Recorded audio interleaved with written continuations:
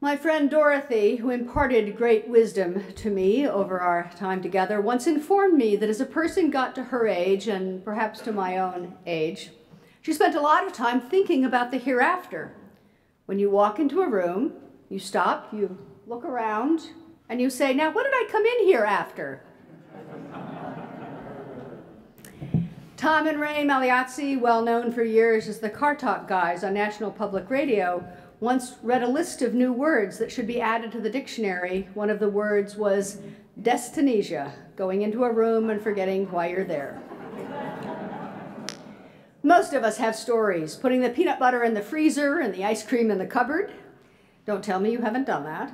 Finding our glasses in the cutlery drawer, finally locating our car keys in the pocket of the jacket we wore yesterday, misplacing our cell phone several times every day. Memory is such a slippery thing for all of us, all our lives.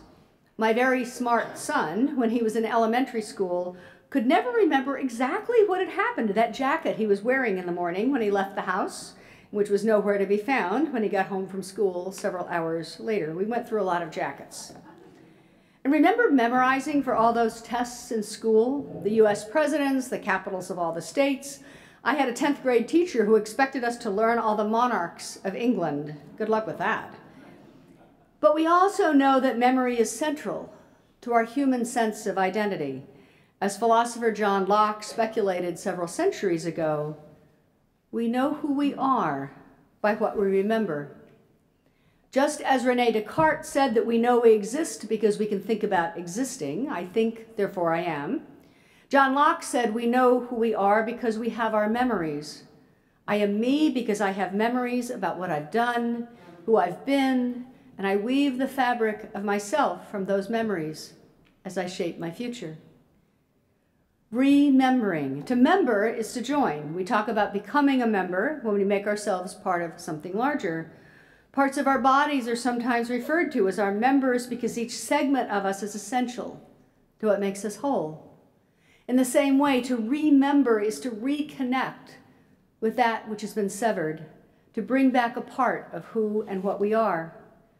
In our memory, by remembering, by hearing the stories of our family and community, we make ourselves whole again and again, rejoining the parts of ourselves. This May weekend of Memorial Day is one of those times we look into our past and into the essentials of our lives on a troubled and hopeful planet. Today we honor those who have risked their lives to keep us safe against threats. We sing of peace, shalom, of our longing for a world that we imagine, one that does not experience conflict or war. We dedicate ourselves to the care of our children, the children of this congregational community, and all children, because each new generation connects the past and the future. Our children are shaped by the context of our lives and by our own experience, and by the memories we help them create as they weave their own life stories. And we pause to reflect in this time on how we learn and build from our past into the future we create in our living. We define ourselves by the events of our lives, what we've lived through, by the successes or failures from which we've learned, the ways we've been shaped by our past. When we meet someone for the first time, we often want to know not only who are they in the present moment, but who have they been? What have they done? Where did they grow up? Where did they go to school? What work have they done? What families have they been part of? This information from the past shapes how we see them, our understanding of who they are in the present, and how they are similar to or different from ourselves. We understand ourselves as individuals. We understand our family and our community systems. We know ourselves as a nation by what we remember and by what memories we choose to celebrate. And sometimes we find our history has been shaped by what we choose to forget. For instance, the stories of our nation tell us that in 1865, the tradition of Memorial Day in America was started, but it is seldom remembered that the tradition was started by former black slaves who had been freed during the Civil War. As a historic source recounts, this occurred in Charleston, South Carolina, as black freedmen took initiative to honor 257 dead Union soldiers who had been buried in a mass grave in a Confederate prison camp. The former slaves dug up the bodies and worked for 2 weeks, cleaning up and landscaping the new burial ground. They built an enclosure and an arch labeled Martyrs of the Race Course to give these unknown soldiers a proper burial as gratitude for fighting for their freedom. Black residents of Charleston organized a May Day ceremony attended by nearly 10,000 people, mostly freedmen, and the event was covered by the New York Tribune and other national papers. Those present included about 3,000 Black school children newly enrolled in freedmen's schools, mutual aid societies, Union troops, Black ministers, and white Northern ministers. American history professor David Blight said of that day, African Americans invented Memorial Day in Charleston, South Carolina. What you have there is Black Americans recently freed from slavery, announcing to the world with their flowers, their feet, and their songs what the war had been about. What they basically were creating was the Independence Day of a second American Revolution, end quote. Now, I know a fair amount of U.S. history, but I did not know, growing up, that the reality of Memorial Day was that it was created by people who had been freed from slavery. The question is, how did I not know that until the past few years? That national forgetting actively dishonors the memories of those who emerged from the horrors of slavery, not in resentment, but with gratitude and generosity. Perhaps now, in remembering, we can reconnect those severed parts. We can begin to bring ourselves back into wholeness. Memorial Day is not only an act of remembering, it is an act of reconciliation, a holiday for honoring those who gave their lives for a larger cause in which they believed, and also for honoring those who responded to that gift with their hearts and hands. And we honor both the sacrifice of military service and the generosity of those who were freed from slavery in that war. As we commemorate their valor and grieve the losses, we weave the memory into a new shape. It has a new meaning. That act of remembering helps us to know ourselves in a different way, a way that is more honest and whole. Through our memories, we know ourselves as a people who do our best to make the right decisions, who blunder into tragedy, who help each other and hurt each other, and who love and bind ourselves to each other in community. We know who we are by keeping in our minds and hearts those who have loved and lost, the blessed actions and the mistakes of the past, and so in keeping the memories alive, we find our wholeness.